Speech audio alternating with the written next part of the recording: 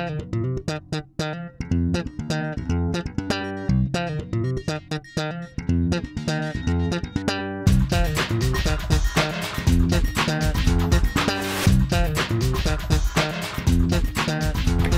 my name is Stephen Labiak. Welcome to week 22 on Things About Bankruptcy.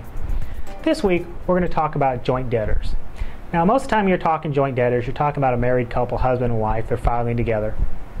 That's fine. But this week, we're going to talk a little more about the less common situations. You have a joint debtor who you're not married to. Quite often, moms and dads co-sign for their kids on things. So let's say you're the mom and dad, you're filing bankruptcy, and you co-sign for your kid's car. So, well, when you file bankruptcy, the joint debtor is not filing bankruptcy. What that means is that person's still going to be responsible for the debt. Whether you as the parents were making the payments or whether the kid was making the payment and you were just the joint debtor.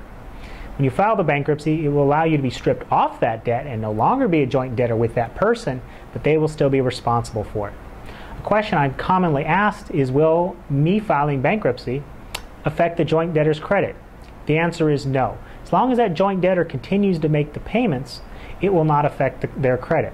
That would even apply to husband and wife who are joint debtors, where one spouse files and the other doesn't.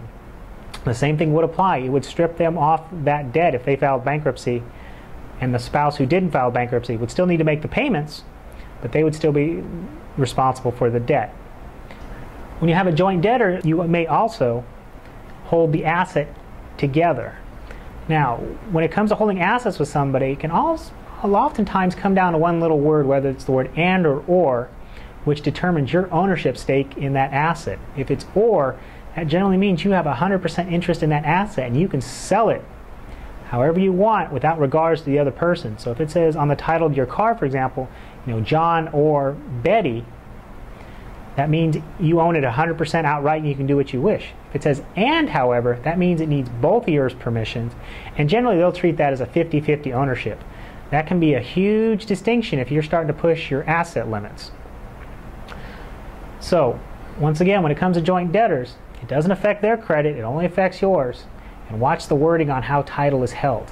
If you have questions about this or anything else, feel free to give me a call at 559-274-2868. I'll be more than happy to help you out. My name's Stephen, and I'll talk to you next week. Thank